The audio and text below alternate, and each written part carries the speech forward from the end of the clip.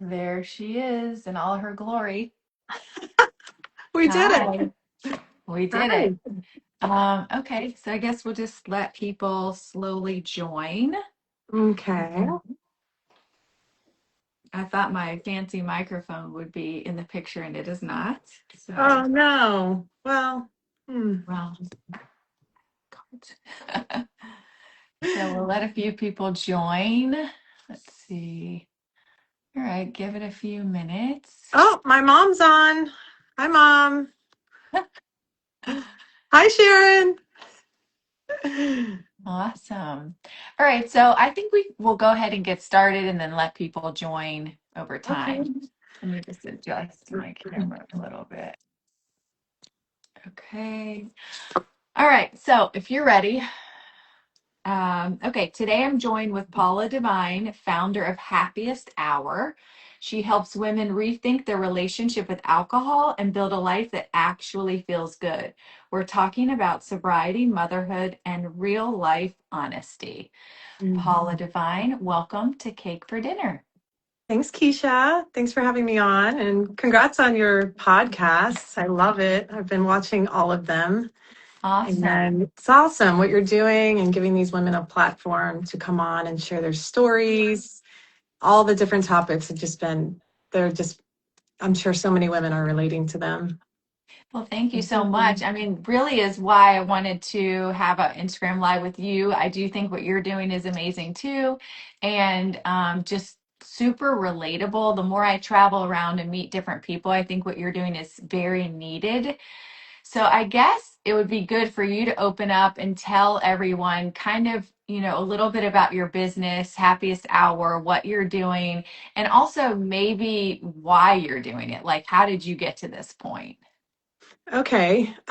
So I started, so in the process of getting sober and trying to find what was going to work for me. And at first I got a therapist because I Mhm. thought that was very non-threatening. AA at the time felt scary and Mhm. dramatic because I didn't still at the time think that I really had a drinking problem. I just knew that I wanted to stop feeling like shit and I wanted my kids to stop being mad at me all the time. Right. So, in combination of doing other pathways, I reached out to some friends and said, "Hey, I know you guys are interested in quitting. We've talked about quitting." Or I knew a couple girls that were sober, not many, because I really didn't know anyone who was completely sober Mhm. or working a program for that matter. So I said, "You guys want to get together? We'll get together every week and we'll just support each other. We'll hold each other accountable. We'll start a group chat and whatever topics come up, we'll just talk about it, but we're all going to be honest." And it just, I didn't even really have to say that part. It just kind of happened naturally when we got together. Mhm. So we would get together, we tried different areas around town to meet, and we finally settled on a place, and it was great. And we started growing and girls were getting sober and they were just happier, they were more fulfilled in their lives. A lot of the girls were going to AA also. So this Mhm. was really kind of filling the gaps of what they weren't Mhm. getting in a program. And I found the Mhm. same thing also. I thought the program is great and I get all my spirituality and the steps are amazing. But there was also that piece of I need some practical tools. I need to talk Sure. about other things outside of the steps and all that stuff. So that's where it was. That's where we really just started to thrive, is just supporting one another. It was really like just a natural support group. And it Mhm. was great. And we started growing. So even after a year, we had gotten up to like 20 women. And so while that was going on, I had been running that for 3 years. And I had been I'm a hairstylist. So I I didn't was even know doing, that. oh yeah. So I have a little salon in my back of my house, and I was Mhm. doing that part time so that I could really be there more with my kids and Mhm. things with my husband and his job. And I was just tired of really doing it. I didn't really hate what I was doing, but my kids were leaving for college and I felt like I needed more. Mhm. And what did I really love more than a lot of things was my sobriety. I love being sober. I love the freedom and the peace that I have found on this journey. And I see there's still so many women still out there struggling and suffering Hmm. that won't walk into a meeting necessarily, or won't pick up the phone, or won't go see a therapist. Hmm. And I wanted to be available to women like that. And so I got certified as a recovery coach, Hmm. and I took a couple classes on coaching. And I know you don't really necessarily need I wanted the credentials of being a Right. coach because of how sensitive and fragile sobriety and addiction can be.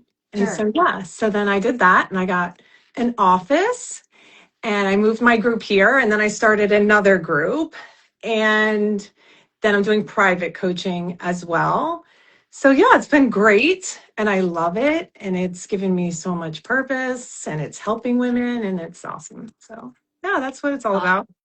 Awesome. I love that. And I love that you're not anti or pro anything, right? Like Right. I'm sober and I do call myself an alcoholic and I love Alcoholics Anonymous. I do think there are people and women who we're specifically talking about that are a little nervous about that, right? So I've certainly come across them over my time in sobriety. So I love that you're providing a space for women just who are curious about what it's like on this side of Mhm. life, you know?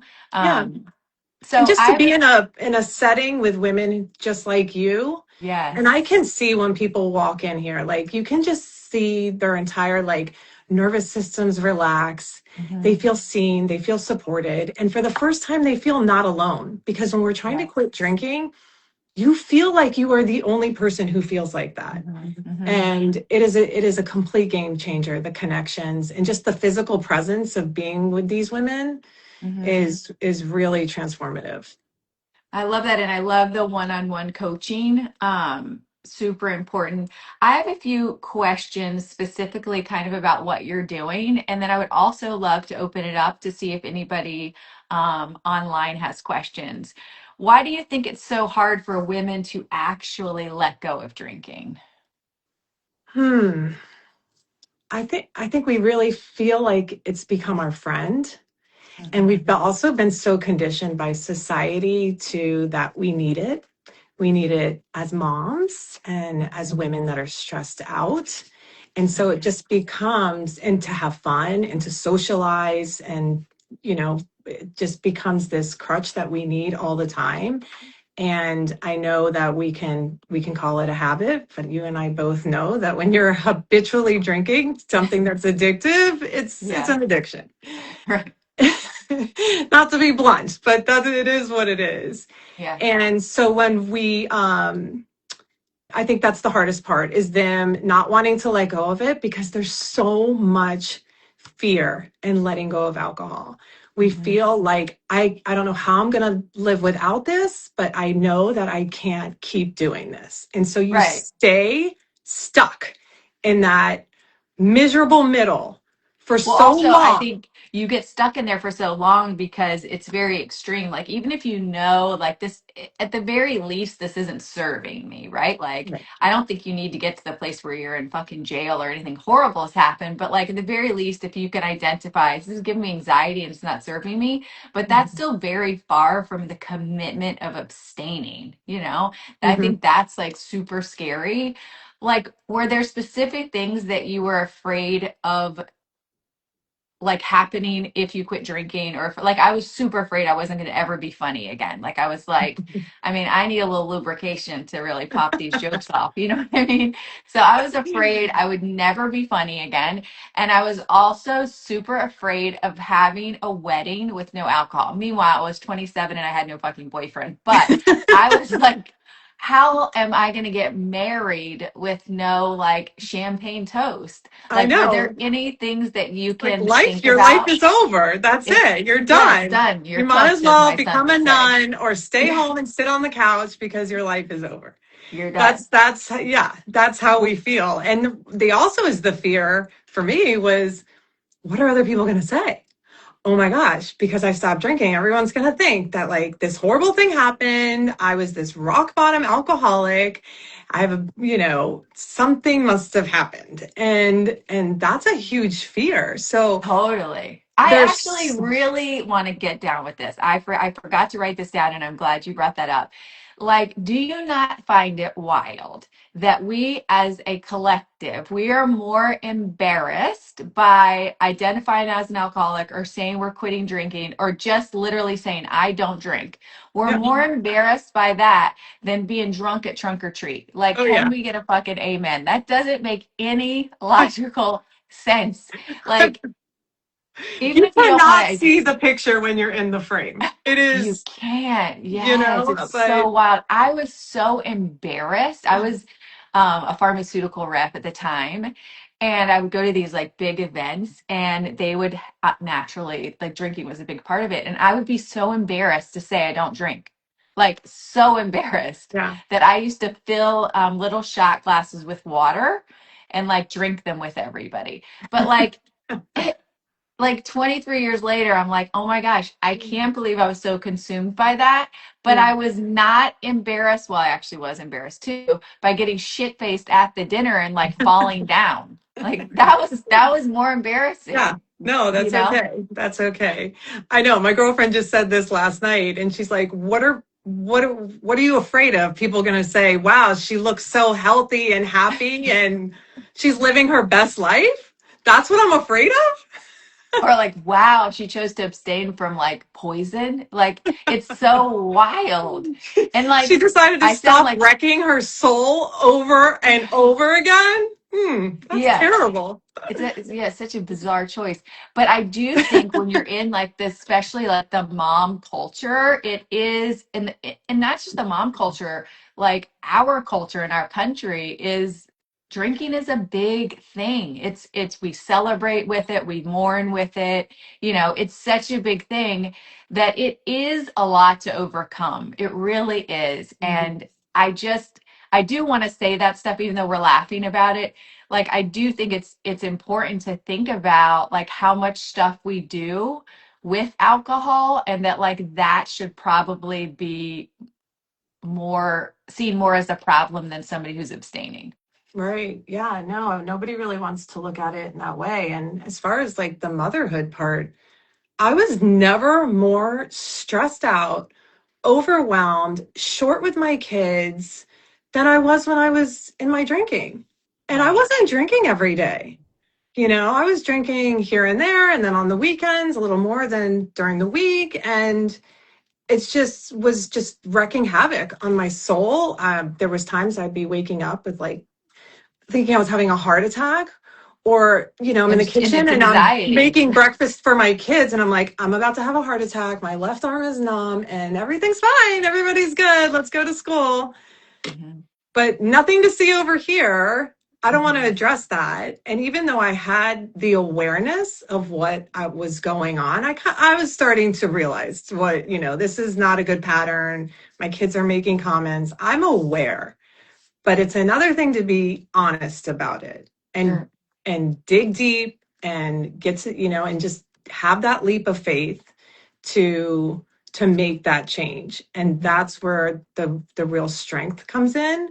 And I know you and I are probably in agreement on this, of how even though it is so scary, how much better our lives have become Yeah. since we stopped.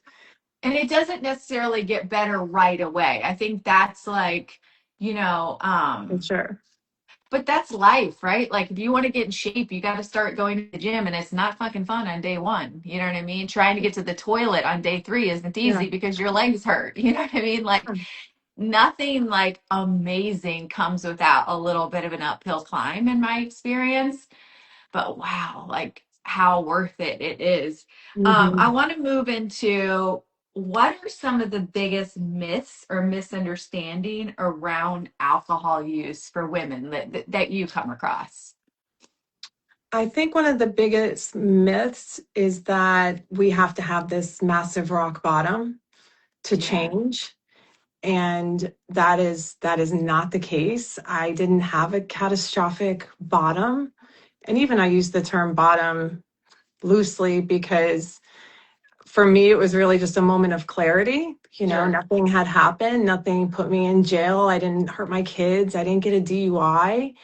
But there's definitely moments that, as moms, things that are happening and that really should be a sign to you that this isn't good. You Mhm. know, having drinks or at lunch and picking up your kids, or just, you know, little things that are happening, conversations that you're not remembering. I Mhm. mean, those can be your bottom. That Yeah. is, you know, things that don't feel good and don't feel aligned with how you want to show up. Those are signs. Right. I also think you just mentioned that you didn't drink every day. I think this idea that, like, I remember when I got sober, people were like, "Oh my gosh, I didn't realize it was so bad." I think that's another misconception that you have to be drinking every day or drinking in the Mhm. morning. Or, like, for me, by the end, I was drinking like truly like once a week because I would Yeah. get, tore down and then need days to recover, not Yeah. just physically, but emotionally. Oh, Like, by the end, I had so much anxiety that, like, I couldn't even think about doing it the next day. And I obviously wasn't physically addicted yet, right? right, But so I think that's a big misunderstanding, that it has to look a particular way, right, you know. right. It's so true. It doesn't have to. If you're not feeling aligned, and yeah, that's enough for me. Yeah, that's enough. I'm out of here. What surprises women most once they stop drinking? Hmm. I would have to say how much calmer they feel Mhm. and how much energy they have. You know, it's a different energy when you are not drinking anymore than you are when I was drinking. My cortisol was high. I was so stressed out. It was like this like productive energy where you feel like you're doing everything and you're on top of things, and the whole, you know, you got to be busy or else you're doing Mhm. nothing, versus like a good energy, the energy to, you know, even like energy with your workouts are better, or energy for your kids, like energy for things that actually matter than Right. the bullshit of the drinking and the Right. repercussions of the Because drinking so and much recovering from time the and drinking. energy is spent, dealing with your feelings around the anxiety that was produced by the alcohol or hiding it or whatever. I remember I It's was an energy. 27. I was 27 when I quit drinking, so it's a little bit of a different thing. But I can remember I was out for a walk in the morning and I smelled grass, like fresh cut grass. And it's not like I had never smelled grass before. It's not like I was like face down in a pillow every day of my life drunk. But I think that you're so preoccupied with yourself and the drama of your life and like your anxiety and all these things that, Mhm. like, I remember walking and like for some reason that grass smelled so amazing to me. Just like it just smelled so like extra, like Oh, I was so I can relate to that. present in that Yeah. moment. It wasn't about the grass necessarily. It was just No. like in that moment I was present for like my senses, like the sense of smell. Yeah. And I was also young and not so evolved. I don't know that I had those like real thoughts at that point, but I look back at it now and I'm like, wow, like that was a real like moment of being present that you're Yeah. not so often when you're drinking or when you're, hungover. Yeah. And that's so relatable, even at your age, and versus getting sober at my age. These little tiny joys that you were just Yes. taking for granted Or missing or or just missing. missing. Yeah. Yeah. That's some of the best stuff about sobriety for me. Um, how does a woman know when alcohol isn't serving her anymore, even if it doesn't look like a problem? That's kind of a loaded question. But like, Hmm. how do you recommend somebody sort of identify, do they really need to quit drinking? I think that if it's starting to feel a little more heavy than fun, Hmm. or if it's starting to maybe take a little bit more than you'd like, and the fun times are becoming less and less, and also the struggle of feeling like I can't live with this and I can't live without this. Hmm. How am I going to move forward? Maybe not remembering conversations, that's another sign. There's just being really aware. Yeah, I think when you start tuning in, somebody once told me, I think it was like, so when I try to control my drinking, I can't enjoy it. And when I Mm, try to enjoy my drinking, I can't control it. mm, So when so that good. starts happening, that's what my teenagers do. You know, when they like something, they're like, okay, clap it out, girl. Um, Oh, I think I have a question from, okay, it says, where did you do your certification? Somebody's asking you where about your I certification. did my certification through the Connecticut Center for Addiction Recovery.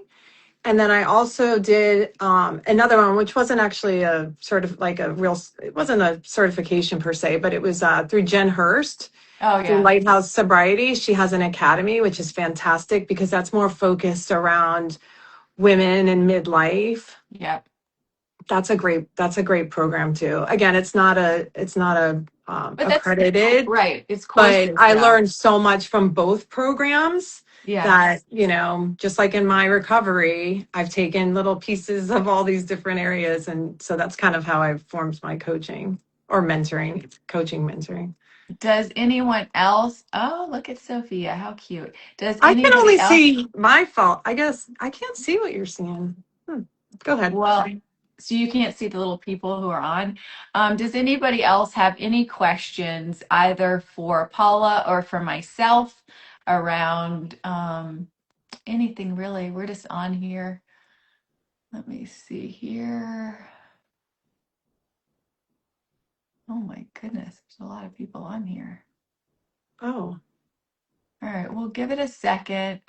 This is incredibly inspiring. Thank you so much, Brittany. So proud of you both from your mom. hi, Mom. Um, Someone says same about the champagne toast during a wedding. Apparently relatable. I'm glad to hear that. Someone agrees with you about the little red flags. All right. Love this combo. Thanks so much for joining. Paula, what changed with your physical health and sobriety? Kendall would like to know. Hmm. Well, I lost some weight. Hmm. My heart palpitations stopped. Well, that's a treat. Um, it's kind of good. My skin cleared up. Was holding on to a lot of inflammation that I didn't even realize I had that much inflammation. You're getting up, you're working out, you're exercising, you think you're being your healthiest self. Mm-hmm.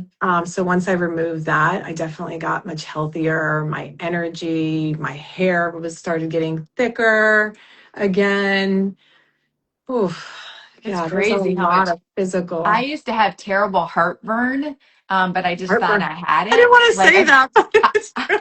I just like assumed that I had it, you know? When Yeah. I quit drinking, like that went away. Yeah, Interesting. I And stopped I stopped buying the antacids actually because I didn't even need them I anymore. always just thought I had terrible heartburn. I also was just, I didn't, it wasn't necessarily about like weight loss, but like I was just puffier as Mm. a drinking person than as a sober person for sure. Hmm. All right, let me see. I think that's all the questions. We'll give it a few seconds. Also, if anybody wants to weigh in, we're thinking about doing this monthly. If anybody's interested in joining, does this time of day work for you, ladies? One other question. Can you talk about the mindset shift it took to coach people with sobriety? I want to help women in my community, but like you said, it's delicate. But I'm thinking I might just be holding myself back. Oh, that's good. Mm. I feel like you really Interesting. had to overcome that too. Yeah, the mindset shift from becoming Mhm. somebody in recovery versus and then Well, helping somebody also, I through. think it's a little bit of the imposter syndrome. Like I Yeah. have that a little bit. Like, so I just recently signed a book contract. It's a parenting book, but yet like my kid's in treatment. You know what I mean? Like, who am I to write a parenting book?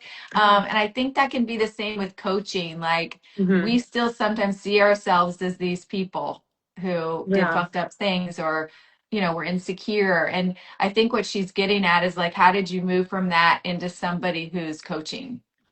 Well, the courses helped me for sure Mhm. learn how to do that. I mean, the biggest thing is being someone who's been there. That's going to be my biggest advantage into helping others. And then also really just reminding myself to meet them where they're at. I had a woman who, we're talking sobriety and, or not, we're talking about like healthy habits and going for walks and, all the different things that you want to think about at the beginning. Yep. She was so far from that. I mean, just even like, I'm like, okay, maybe just like sit on your patio with your cup of coffee in the morning, like tell me what's coming up then. She couldn't even be alone Hmm. because she was so used to just drinking and tuning out and being distracted all the time that Hmm. it like something as simple as just the quiet alone time, she couldn't even do that. So I Right. had to really meet her where she was Right. because that was, we're at zero here. She Right. was here. She Right. wasn't Right. even at step one. Yes. Yes. So meeting someone where they're at that is a big mindset shift. Yeah, and I met a woman last week actually. She does this like super cool retreat called Empowered with Gina. And she was talking about that, like sort of knowing your worth. I also interviewed a woman who was on Oprah, and she told me when she was in the green room, Oprah came out to sort of talk to a few of the women, and she said, like, what, however you got here, you're here for a reason. So like I try to remember that when I'm coaching or when I'm doing one of these things, like we're in this situation for a reason. And I think that you coaching women is like so meaningful, and there's so much purpose there. Mhm. So I'm not sure I think it was Brittany that asked that question. You're probably asking the question for a reason. Mhm. And giving back, I have found giving back and whatever comes up naturally for me is what was supposed to come up, and hopefully it's helpful. Yeah. um Yeah. And well, be I think, grateful that you're there. Like this isn't yeah. a horrible situation. Be grateful that you've been handed this opportunity Mhm. to stop because there's so many people that won't ever get that opportunity or won't ever be honest and they'll stay stuck. And that's the question. How long do you want to be stuck here? And Mhm. just finally get rid of it and live your best life because it is not scary on this side. It is beautiful and it's peaceful and it's Mm. fun. So that's, I guess, what I'll end on. So inspiring. I think we'll wrap it up. Anybody who's on here that follows me, please follow Happiest Hour. Paula is an amazing woman, so inspiring. You will get a lot out of it. We're going to do a few things coming up. And I'd love for you to follow me too. Keisha W. Scott is my handle, and my podcast is Cake for Dinner. Also, if you guys have any ideas, anything that we could do moving forward, please let us know what you'd love to see. And topic, I think great if people want to shoot us topic ideas that you and I can can go through. That would Awesome. be great. Yeah. Yeah, for sure. Well, thanks everybody. Until next time. Okay. Thanks. Bye. Bye.